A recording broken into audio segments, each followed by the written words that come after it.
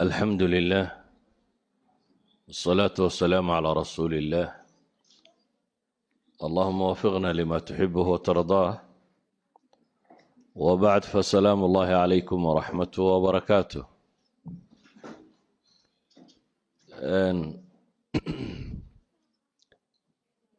درسك إن شاء الله تعالى وحكو سابسين حديث كمدة أحاديث النبي عليه الصلاة والسلام وقصة أروري في صحيح مسلم. حديث كسي أبا هريرة ورنا يوحان النبي قولي عليه الصلاة والسلام: المؤمن القوي خير وأحب إلى الله من المؤمن الضعيف، وفي كل خير، احرص على ما ينفعك واستعن بالله ولا تعجز، وإن أصابك شيء فلا تقل لو أني فعلت كان كذا وكذا، ولكن قل قدر الله وما شاء فعل، فإن لو تفتح عمل الشيطان. نبي عليه الصلاة والسلام حديث كما حكوت المامية قيب حكو سفينيا قفك مؤمن كاه حقا يسدوغ خير بدن يهي كي ضعفك كتشره. قيبها الضمانة وحكوت المامية النبي عليه الصلاة والسلام وصية وصينا يددك مسلمين تا وحنا بيقول المؤمن القوي مؤمن كحوقه قوة لشيغيا ومعنى بلارنتي علماء ضبط وكمية إمام النووي رحمة الله عليه وحليه والقوة في الدين والتقوى والعبادة. قفك مؤمن كي كحوقا عقيدة ديسية دين تيسية عبادة ديس كاول اسكو هذا الرعسيسين كاسا خير وأحب إلى الله كخير بدن وألكتي سلقاقتش عليهي من المؤمن الضعيف. مؤمن كعقيدة ديسة أما إيمان كيسة أما عبادة ديسة أما أعماشيسة آخرة أي ليدته. وحيكلو علماء كت المامان المؤمن القوي. المؤمن القوي الرجل القوي هذا أي القوي في رجولته كاسوا معناه لبعض علماء التلمامة وحويان إن قوة الله إطلاقه ومؤمن كحوق بدن له سواء هدو حوق جريدي هاي أو دي جهادي عبادة يكو استعمال أما هدو حوق عقليادي هاي أما هدو حوق علميادي هاي أما هدو حوق عبادي أي باب حوق وقل كرابي لي marka mu'minka awoodda badan leh ee awoodiisa si khayrka u adeegsadiya iimaanka iyo intaajka iyo wax soo saarka mu'minkaasa ka khayr badan mu'minka daciifka ah. culimadu waxay yidhahdaan fil asli dee quwada waa layna faray waaciddu lahum mastatactum min quwa baa ilaahay yidhi markii gaalada iyo jihaadka laga warramayay waxaa u diyaarsataan wixii xooga a awoodaan oo dhan baa la yidhi. idan xooggu في كل أبوابه هذه خير لو أديك سنة يوا خير. وواحد هذا مؤمنك شرهان حق بدن قوة بدنية له خير كو أديك سنة دوك وحتر بدنية مؤمنك ضعيف كاسكليته يعني سقوا وح بدن قبن كرينين مؤمنك حقه في علمه وفي إنتاجه وحصوصار كيسيا قونتي سي حق بدن تهي dadka ku anfacaya wuu ka fadli badan yahay kii jahliga ku jiray amase kii aan muntijka ahayn ee laziga ahaa kii qofkii iska fadhiyaan wax soo saarka lahayn. waxay duuduub ahaan tilmaamaysaa quwadu xataa quwa albadaniya. qisadii matala nebi muuse ilaahay markuu ka warramayay reer u yimi magaalada meesha dadku xoolaha waraabsanayaanee habluu laba hablood ay xoolahoodii cidlo ula baxeen maxaa idinka idinku dhacay buu yidhaha xoolaha u waraabsan weydeen. waxay yidhahdeen annaga aabahayana waa gaboobay yacni waa daciif maa yaqdir shay annaguna ma gallo raggu meeshan ay isku jiidhayaan ilaa iyo ay ka baxaan. dabeetana wuu u waraabiyey. hadhow inantaasi markay aabbaheed la hadlaysay ee rabtay ninkan in reerka aanu ka tegina si uun loogu hayo ayaa waxay tidhi yaa abati ista'jirhu ina khayra man ista'jarta alqawiyu lamiin. aabbow ninkan shaqaalaysiisa bay tidhi oo ajiir ka dhig, ina khayra man ista'jarta alqawiyu lamiin bay tidhi. qof shaqo loo dirto waxa u fiican qof xoog leh oo qawiyo wixii qaban karaya ammaanana leh. idan nabigu calayhi salaatu wasalaam wuxuu inoo tilmaamayaa mu'minka xooggan oo ay ugu horrayso ilaahay rumayntiisa iyo taacadiisa iyo cibaadadiisa iyo acmaasha aakhire ku xooggan. dad baa jira sida kale u xoog badan, laakiin marka ay timaado cibaadaadka iyo diinta iyo caqiidada ducafa ah. kani kow waa qof baabkaasi ku xoog leh. ka labaad waa qof bay yidhaahdaan muntij ah, qof wax soo saar leh. kaasi wuu ka khayr badan yahay mu'minka daciifka ah. haddana wuxuu nabigu yidhi calayhi salaatu wasalaam wafii kullin khayr. mu'min oo dhanna khayr baa ku jira. hadduu qofku iimaan iyo camal la yimi ha laba kala martabo sarreeye, khayr baa ku jira. waxay yidhahdaan culamaa ilbalaaga masaladan oo kale alixtiraaz bay yidhaahdaanoo waxay ku tilmaamaan qofku intuu war yidhaahdo in siyaabo kale aan loo fahmin ayuu ka ixtiraazaa. مثلا إلهي القرآن كوحكويري لا يستوي منكم من أنفق من قبل الفتح وقاتل أولئك أعظم درجة من الذين أنفقوا من بعد وقاتلوا. مص النبا إلهي يري كوي فتح مكهر تدحولها بحيات دقا الله ما يدين توسوها القمي كوا ساد درجة صرية. وفتح مكة وحي كدن بي وحي مركاي السلامية وحقبطيميان وحد وترسيس الهين هداد سيدا وفهم الهيد ويقلدم الهيد. لكن إلهي بكسي جوابه وحولي وكلا وعد الله الحسنى. لما أنتود إلهي باوية بوهي وناق لبضوا بوناق بيلي سيدا وقيد مثلا قصة النبي داود يا نبي سليمان وحكمي مركا إلهي تلمامي وحولي وداود وسليمان إذ يحكمان في الحرث إذ نفشت فيه غنم القوم وكنا لحكمهم شاهدين ففهمناها سليمان بإلهي. waxaa xustaa nebi daawud iyo nebi sulaymaan markii ay xoolihii beerta galay xukumayeen waxaa ilaahay ku tilmaamay fafahamnaha sulaymaan. nebi sulaymaan baanu fahamsiinay. nebi sulaymaan baa la fahamsiiyey daawud wax garan maaya miyaa maya si aan kaa looga fahmin baa ilaahay yidhi wakullan aataynaa xukman wacilma. dhammaantood waxaanu siinay baa ilaahay yidhi subxaana wa tacaala xukum iyo cilmiba labaduba dhammaantood way lahaayeen. آيات كلا إلهي لا يستوي القاعدون من المؤمنين غير أولو الضرر والمجاهدون في سبيل الله بأموالهم وأنفسهم فضل الله المجاهدين بأموالهم وأنفسهم على القاعدين درجة وكلا وعد الله الحسنى. على كل نحن وصعنا وفي كل خير إني تلماميسو مؤمن كإيمان صحيح لقاها لا طاعة سليمي كل بين خير كسوغيني. laakiin markay timaado mu'minka in classification lagu sameeyo in la kala sooco inuu ka qawiga iyo ka khayr badan yahay ka daciifka abuu nabigu tilmaamay calayhi salaatu wasalaam. qaacidada markuu nabigu sheegay ayuu wuxuu inoo tilmaamayaa dardaaranana siinaya. dardaarankani waxa uu sheegayaa wixii qofka mu'minka qawiga ka dhigi lahaa. maxaa qofka mu'minka xoog u yeelaya? wuxuu nabigu yidhi kow احرص على ما ينفعك waxaad ku dadaashaa oo ilaalisaa waxa ku anfacaya. nolosha aynu joogno bini aadamku waqti isku mid u haystaa.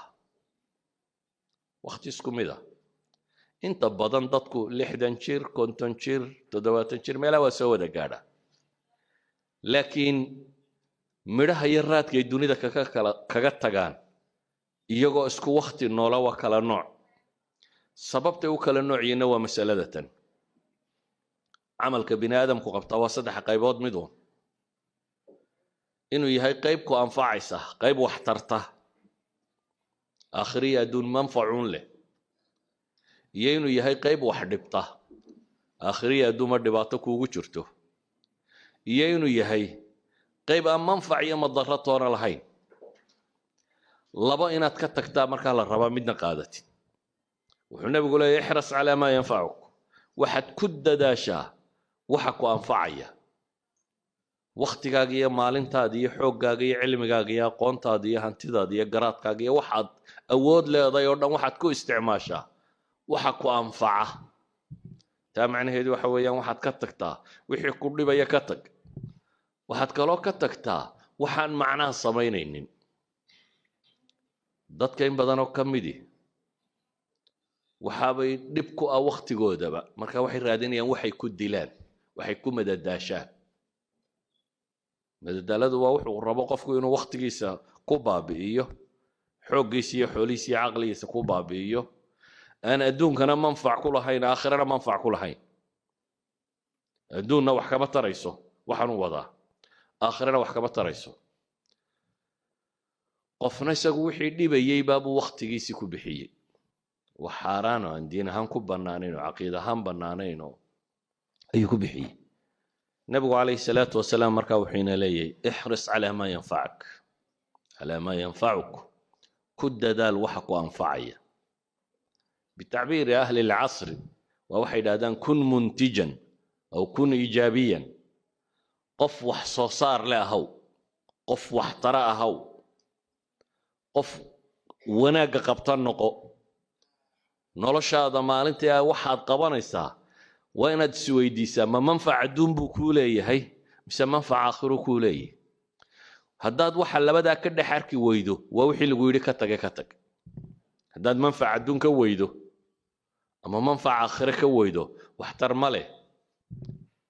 sheekada ugu badan ee soomaalidu ka sheekaysaa waxtar ma leh. siyaasadda iyo qabiilka iyo reeraha iyo waxa laga sheekeeyo oo dhammi waxtar ma leh. kubadaha iyo cayaaraha iyo wax la daawado dhammi waxtar ma leh. wararkan habeen iyo maalinba la dhegaysanaya la wado intooda badani waxtar ma leh. wax badan aan waxtar lahayn baa dadku waqtigiisii ku qaada. nebiguna wuxuu tilmaamayaa min xusni islaami almar'i tarkuhu maa laa yacniih. qofka muslimkaa islaamnimadiisa wanaaggeeda waxaa ka mid ah isagoo ka taga waxaan macno u samaynaynin. tarkuhu maa laa yacniih, waxaan isaga khusaynin. waxaan ku khusaynin waxna ku taraynin. maanta dha haddaad ka waranto laba gaaloo meel isku dilay kii la dilay, adiga waxba ku tari mahaya. warkooda iyo akhbaartooda waxba ku tari mayso. akhbaarta siyaasiga dad ka sheekeeya inteeda ugu badan le waxba ku tari mayso.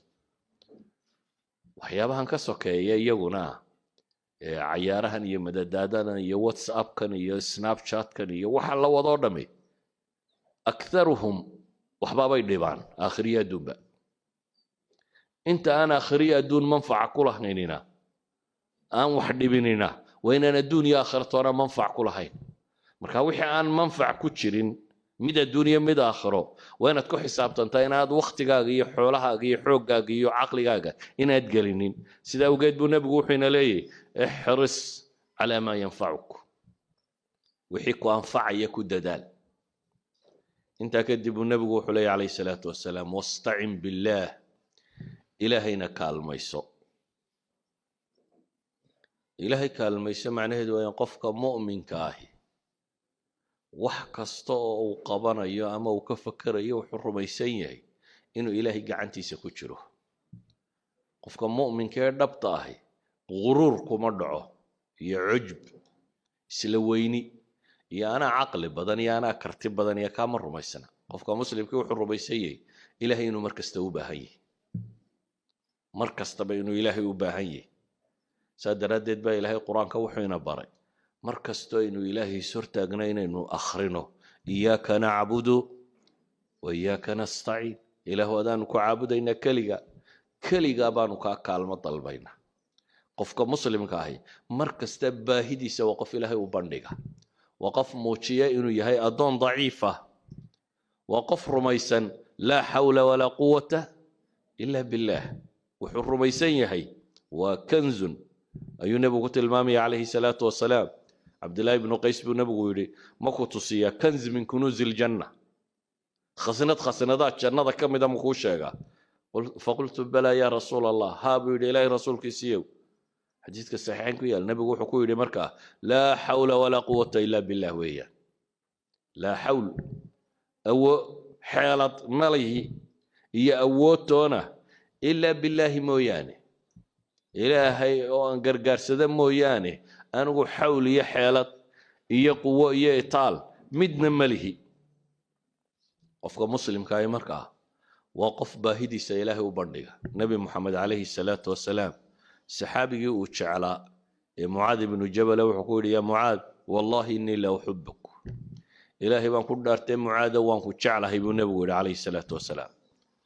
markaasuu mucaadna wuu yidhi ilaahay rasuulkiisii arguna waa ku jeclay nebigu calayhi salaatu wasalaam markaa wuxuu yidhi kelmadaan ku barayaa ee salaad kasta dabadeed ha ka tegin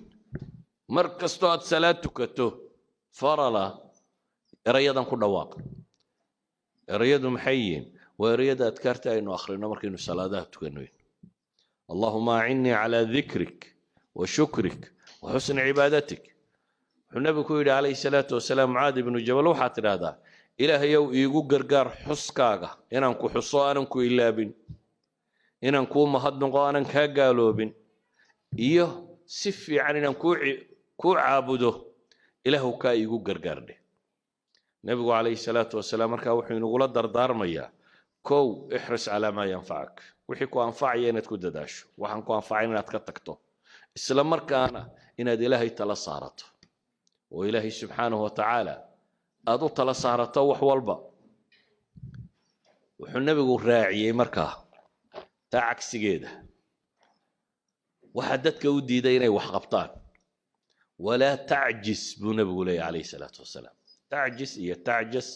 labadaba waa la odhan karaa buu yidhahdaa imaamu nawowi laakiin kasrada caana walaa tacjis ha caajisinku waa maxay qofka bini aadamka laba wax baa ku dhaca bay yidhaahdaan alkasalu waalcajsu bay yidhaahdaan kasalku waa qofka wahsiya cadamuliraada waa qofku aan doonisba lahayn inuu wax qabtaba rabin cajsiguna waa qofkiiyo raba inuu wixii qabto laakiin haddana qaban karila u taagla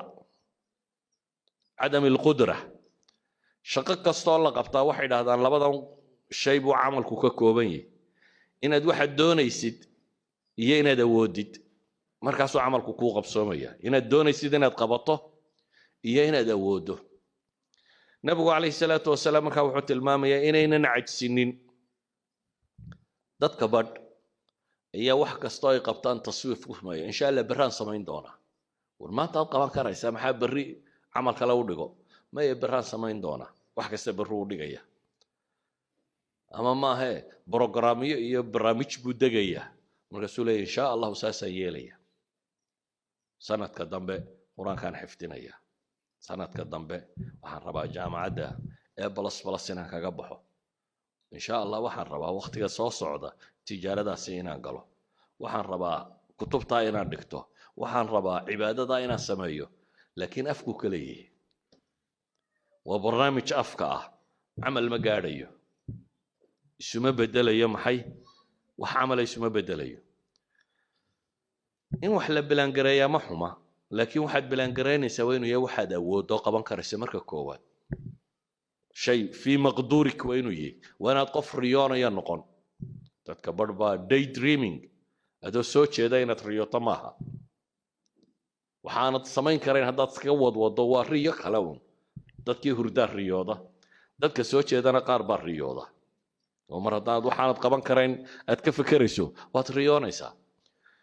waxaad balaangaraysay waxaad qaban karta waa inuu noqdaa marka labaadna waa inaad fulisaa fulintu dadka badh baa fulanima haysaa armaa dadku kula yaabaa armaa si xun lagu eegaa armaa shaki unbaaba iskaga soo ururaya dadka badh oo wixii uu qaban lahaa u diidaya armaa lagu idhaahdaa waxaan wuu istusaya waxaan kan buu samaynaya laakiin nebigu wuxuu ina leeyahay ixris calaa maa yanfacak wastacin billaah walaa tacjis marnaba ha caajisin bale nebigu calayhi salaatu wasalaam saxaabigii u shaqayn jiray anas ibnu maalik ahaa ayaa wuxuu leeyahay anuu nebiga u shaqaynaya wuxuun baan maqlaa isagoo ku celcelinayoo leh allahuma inii acuudu bika min alhami waalxasan waalcajsi waalkasal waalbukhli waaljubn wadalaci addayni waghalabati alrijaal isagoo ku celcelinayo le ilaahu waxaan kaa magan galay warwarka iyo walbahaarka iyo tiiraanyada iyo murugada. hamigu waa waxa soo socda uu qofku ka warwaro mustaqbalka oo la madoobaada oo dabeetana qofku warwaro. xusniguna waa wixii ka tagay qofka oo tiiraanyo iyo murugo ku reeba. idan waa laba warwar ama laba walbahaar, laakiin waxay ku salaysan yihiin midna waa wixii tagay, midna waa waxa soo socda. nabigu calayhi salaatu wasalaam labadaba ilaahay buu ka magan galay. wuxuu kaloo ilaahay ka magan galay alcajsu walkasal. waa labadan xanuun aynu hadda sheegaynay. qofku inuu cadam alqudra, inuu wax awoodi waayo, ama in doonistuba ka dhimato. doonistuba inay ka dhimato. oo dadka badh baa wahsiga iyo hurdada mooda inay nimco tahay. waa raaxaysanaya buu leeyahay, deetana uu jiifaya saa baktiga. waxba nolosha hurda kuma soo kordhiso. qofku waa inuu hurdada seexdaa intuu uga baahnaa uun, intuu caafimaadkiisa ku ilaalinayay, intuu nashaadada jidhkiisa uu dib ugu soo noqonaysay. sidaa awgeed buu nabigu wuxuu ilaahay ka magan galay wahsiga iyo waxtaryarida. wuxuu kaloo ilaahay ka magan galay bukhliga iyo jubniga. jubnigu waa baqaha. waa qofku markuu wahsado dee wixii uu ka baqaya, dabeetana si aad u sugaysa leedahay baraad qaban inaad u leedahay ayay iswada fuulaysa. hadhowna waxay gaadhaysaa shaqadii waxaanad qaban karinba. bukhliguna waa wixii oo anfacaagii oo aan dadka gaadhaynin. anfacaagii oo aan dadka gaadhaynin. wadalaci dayni wagalabat rijaal. waxa uu nabigu sheegayna waxa ka ratibma daynta oo kaa xoog badata iyo bini aadamka oo kaa xoog bata. xadiidkani waxa uu tilmaamayaa markaynu soo duuduubno qofka muslimka inuu qof active ah, qof nashiita, qof firfircoon, qof raba inuu wax qabto, qof camal adduunyo mid aakhira midun ku foogan, qof aan noloshiisu khasaare noqonin ama waqtigiisu khasaare ahayn ayuu nabigu calayhi salaatu wasalaam tilmaamaya. walidaalika buu nabigu wuxuu tilmaamayaa waqtiyada qaarkood ayacjizu axadukum buu nabigu yidhi, waar midkiin miyuu kari waayayaa an yaksiba kula yawmin 1000 xasana. maalin kasta inaad 1000 xasano shaqaysato miyaad awoodi kari waayeysa? nin raggii meesha fadhiyey baa wuxuu yidhi kayfa yaksib axaduna 1000 xasana. oo midkaaga suu 1000 xasano u shaqaysan karaa, 1000 ajara u heli karaa? qaala yusabixu 100 tasbiixa fayuktab lahu 1000 xasana. dee 100 goor baad subxaan allah odhanaysaa iyo waxa laguu qoraya. subxaan allah intay kaa qaadanaysa? 100 gooroo subxaan allah waa less than 1 minute. ka waran hal daqiiqo oo noloshaada ka mid ah haddaad 1000 xasano shaqaysan karto. saacaddii misaad shaqaysan karaysa? waxa meesha taalla markaa nabigu wuxuu leeyahay qofkaasi subxaan allahi yidhaahda ee tasbiixda la yimaada 1000 xasanana waa loo qoraa, aw yuxatu canhu 1000 khati'a, ama 1000 dambaa laga dhigaa. cajsigu dad buu gaadhay inay xataa awoodi kari waayeen inay ilaahay baryaan. ilaahay baryadiisa xataa inay ka gaabsadaan. si awgeed buu nabigu wuxuu leeyahay acjasu nnaasi man cajasa can idducaa. acjasu nnaas man cajisa can idducaa. dadka waxaa u caajisnimo badan dee ninka awoodi kari waaye ilaahay inuu baryo. wa abkhalu nnaasi man bakhila bisalaam. dadka waxa kaloo u bakhaylsan buu nabigu leeyahay calayhi salaatu wasalaam qofka dadka kala bakhayla inuu ku yidhaahdo assalaamu calaykum. assalaamu calaykum waa duco. inaad dadka u ducaysad kala bakhaylaysa. ayuha alaxiba,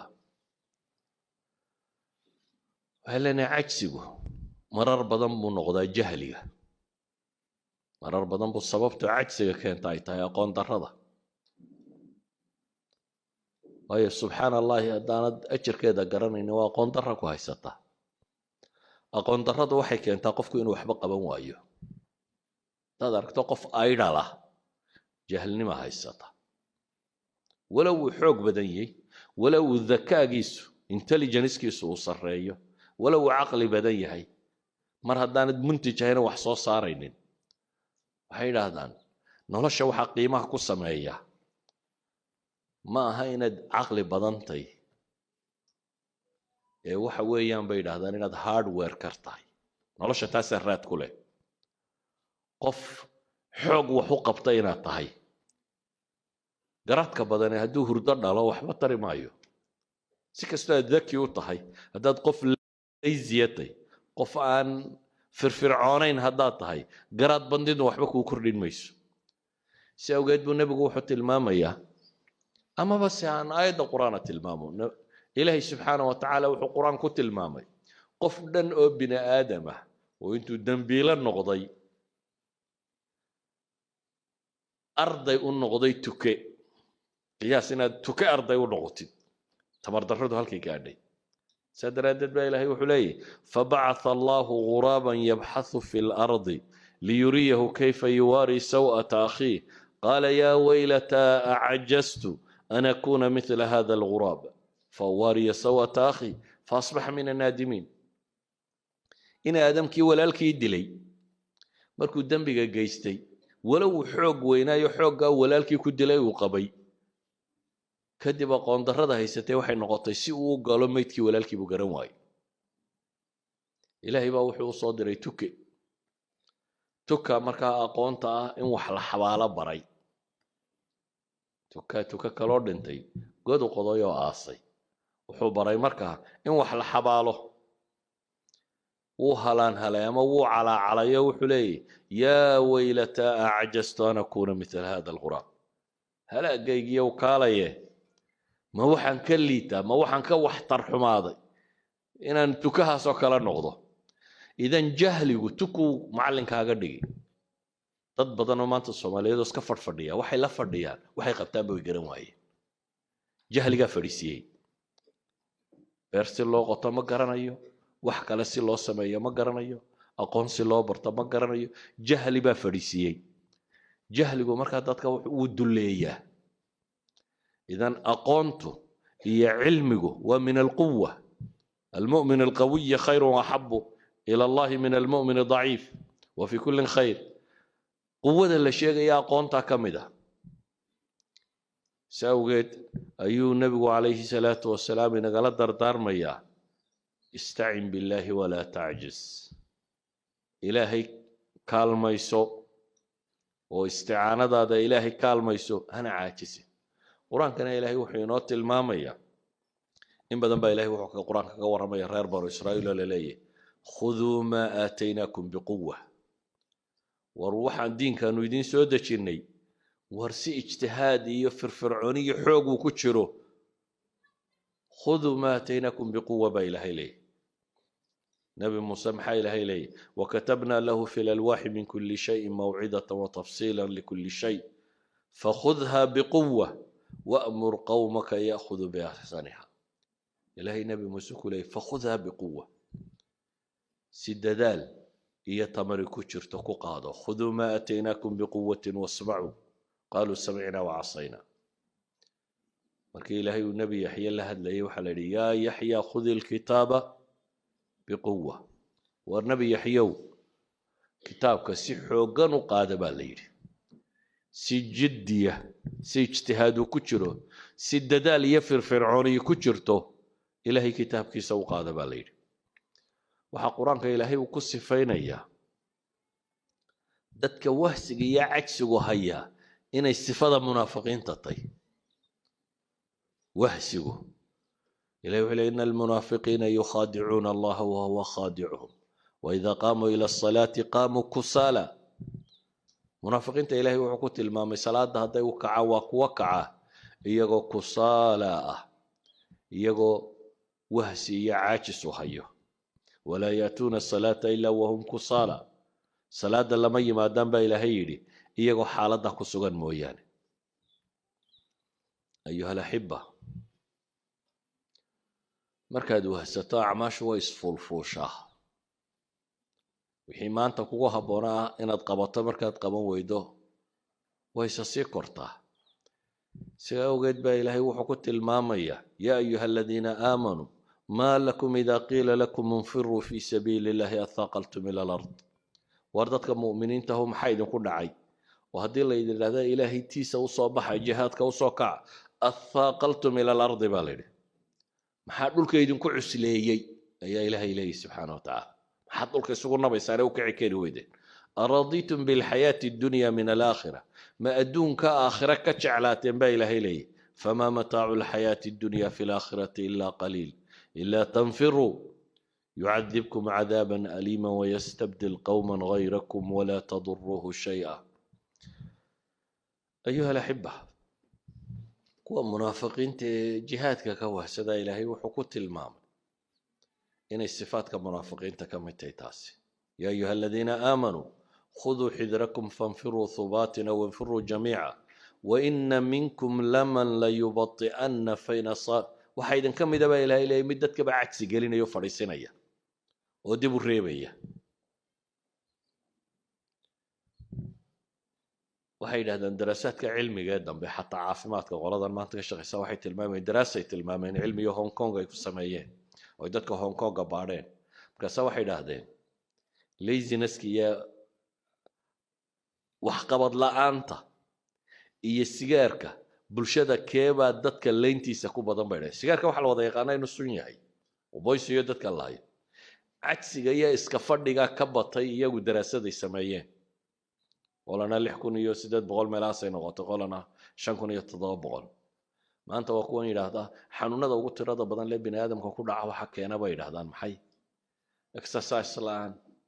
exercise-ka la sheegay inaad boodboodo quran ma waa inaad wax qabato laakiin haddaad iska yuurto una fadhidid qof fadhiya habeen iyo maalinba caafimaadkiisaba khatar ku jira ka kaalay nolosha inaad wax tar ku yeelato iyo wax soo saar inaad yeelato ee waxa khatarta galaya waxa weeyaan maxay adiga caafimaadkaagii baa khatar galaya ولذلك بقى طبعا ما انت واحد tilmaamayaan qofku inuu nashaad iskaliyo ma macaan baad qabtaa ma sokor baad qabtaa ma kan baad qabtaa maalintii inta soco inta qabo inta yani waa wax qabo fadhigu marka aqligana uma fiicna iska fadhigaan waxba lagu qabanaynin jirkana uma fiicna aakhirana uma fiicna aduna uma fiicna laziness marka nolosha meel laba wax kaga male ee waxa meesha taala qofka mu'minki inuu muntij noqdo qof wax soo saar leh inuu noqdo waliga hamoodina waqtigu ku dhaafay dadka barba isle faataka alqatar ka sheegi jireen yani waqtigiiba tagay intaan meesha fadhiyay inta ku hadhay cimriga baa wax soo saar yeelan karta xalaya dadka baraysa oo maanta kuntan jirbaad ee waxbaad baran karaysa dad ba kuntan jirreynta ku bilaabeen culimadii waaweynay dunida noqday ma garanaysid cimrigaagu intuu ku gabagaboobi doono ma garanaysid inta ilaahay adiga chance ku siiyay adiga waxa ku xilka ku saaran wuxuu yahay inaad rumaysato cimrigu wali mutasac baa jira nabi maxamed alayhi salaatu wasalaam isagoo taa inagu dhiirinaya wuxuu tilmaamaya in qaamat as-saa'a wa fi yadi ahadikum fasila fa in istata'a an la taqum hatta yaghrisaha falyaghrisaha nabigu wuxuu leeyahay hadduu qiyaamuhu xagga ka soo bilaabo soo kaco oo aad gacanta ku hayso fasiilada waxa la yiraahdaa geetimireedka yar la abqaalayo geetimireed yar aad gacanta ku hayso haddaad ka gaarsiin kartaa inaad abqaasho buu nabigu leeyahay abqaal beer haddaad ka gaarsiin kartaa beer oo inaga iyadaan qiyaamaba inaan arkaynin baynu fadhinaa una leenahay waan gaboobay Soomaalidu 40 jirkay ku gabowdaa Soomaa في Soomaaliga markuu bini'aadamkuba uu xoog badnaa markuu gaaro ayuu yiraahdaa waan gaboobo wax waliba way ka dhamaadeen bini'aadamku aqligu ka gabooba haddaad maanka ka gabowdo ayuu maad gabowday inta kale waxbaad qaban kartaa inta kale waxbaad qaban kartaa sawgeed buu nabigu calayhi salaatu wasalaam wuxuu inoo tilmaamayaa qabla al-mawt in furas jiro inta geerida ka horeysa inaad fursad haysato fursad wax lagu qabto inaad haysato waxaad yareysanaysaa wax weyn noqda waxaad yareysanaysaa maxaan uga jeedaa sadar quraan inaad qaybtaa waa wax kula yar Soomaa xasilada oo haddaan maalin kasta sadar qayb goorma quraanka dhamayn haddaan sadar qayb goorma quraanka dhamayn waxay dhahan dhowr iyo 10 sanadood ku dhamaynaysaa haddaad maalin kasta sadar qaybto هذا هو صدر هل صدر واحد هذا waxqabadku taraakumka beeritaanku qiimaha ku sameeya markanaad qabanayso wax yaraantiisa ayay ku muuqanay haddaad maalintii hal safxa qorto hal page haddaad maalintii qorto sanadkii imisaad soo saaraysaa ugu yaraan 2 buug baad qori kartaa sanad kasta waayo sanadku waa 365 maalmood haddaad maalin kasta page qorto macnaheedu waxa weeyaan ugu yaraan buug 300 page ka badan ayaad qori kartaa laakiin haddaad tiraahdo ma xaashi aan qoray ba buug noqon doontaa maxaan xaashi ka qori doona aqoontu iyo waxqabadku iyo waxtarku taraakumka inay biirtaabay wax ku noqotaa wax kasta oo biira aakhirka wuxuu tagaa maxay wax qiimo leh buu noqdaa taas waxay keensanaysaa inaad waqtiga waxba yaraysanin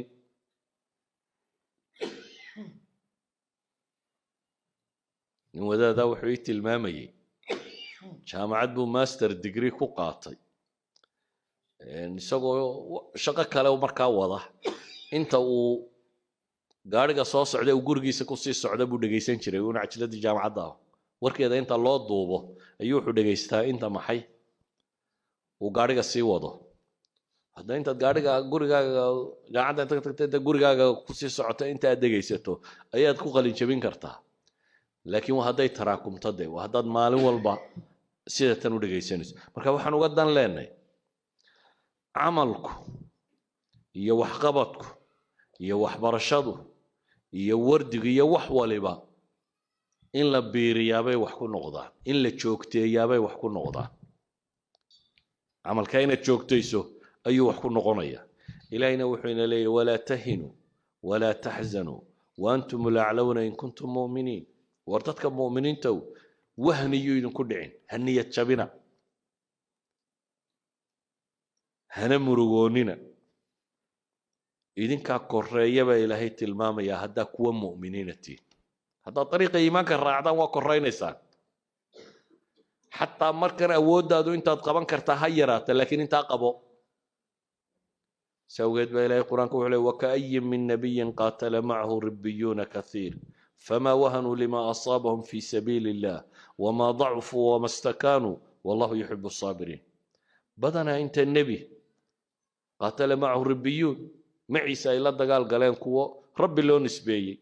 داد إلهي سليبي ومي ضعيف وحيد بسو قاري مي إسديب مي إسدول دقين وحي نغدين داد ولو markaa lagaba xoog batay wada camalkii ilaahay intay natiijada ka gaarayaan ayuha alahibba marka xadiiska kan wuxuu nabigu ku gabagabeynaya calayhi salaatu wasalaam weer tilmaamaysa ereyga low ah wixii kaa tegay tiiraanyadooda inaad isku mashquulin oo wuxuu nabigu tilmaamaya calayhi salaatu wasalaam ha oranin bal ma haddaan sidaa iyo sidaa yeeli lahaa waxaasaa soo bixi lahaa saasaa noqon lahay fa ina low taftaxu waxay furtaa low waa camal shaydaan albaabka shaydaankay furtaa oo maxaa jira alqadaa walqadar mar hadduu ku dhaafo lama calaacalo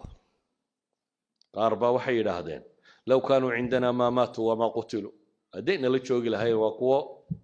munaafiqiina waxay leeyihiin muslimiinta soo dhimanaysa hadday iska joogi lahaayeen nala fadhiyi lahaayeen maa maatuu wamaa qutiluu manay dhinteen labana dileen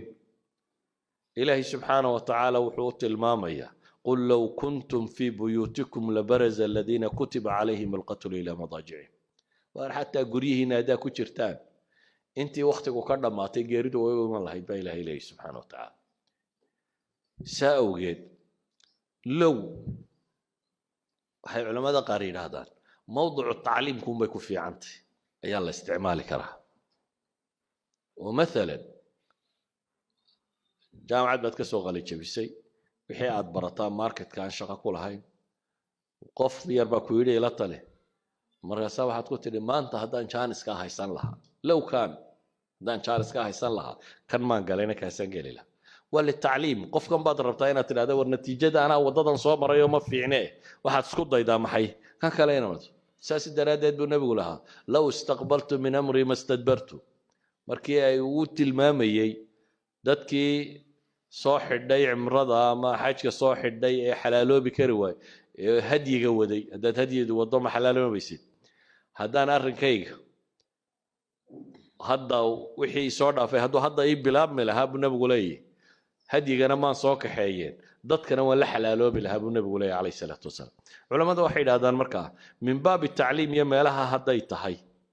وبنانتهاي لكن باب علاعلك هديتهاي بيلين ما بنانا وهو محي قل ما شاء الله كان وين ربيستا وما تشاءون إلا أن يشاء الله إن الله كان عليما حكيما وحي تجي وحبك ما بدلي كرتين ما دام أنا وحبك بدلي كرينين إلهي وحقت الماما يا وما تشاءون إلا أن يشاء الله إلهي وحدون أمو يعني وحق الله إذنك دوني كرتان ما جرتو إن الله كان عليما حكيما بل وحدك على صحابة لغاية ما خير كساكو جري وعسى أن تكرهوا شيئا وهو خير لكم وحنكو سوكوبا يا مركا حديثك لما انتيبا نبقى عليه الصلاة والسلام وحينو الشيء مؤمنك واحترك نفعك له حوقيسي عقليسي iyo wixiisu qabanayo nashiidka kufur fircoon qawiga ayaa ka khayr badan mu'minka daciifka mu'minnimaduna dhamaanteed waa khayr marka horeba dardaarankaana weyna siiyay wixii ina anfacayana inaynu sameeyno ilaahayna inaynu gargaarsano cagsiga iyo kasliga iyo waxaana inaynu iska dayno وإن أصابك شيء فلا تقول هدي وحسدي أتربتين نتيجة ودع ويدنا هأوران نبو نبوي عليه الصلاة والسلام هدا صدا يسدا يلي لها لكن واحد هذا قل قدر الله وما شاء فعل فإن لو تفتح عمل الشيطان صلى الله على محمد وعلى آله وصحبه وسلم والحمد لله رب العالمين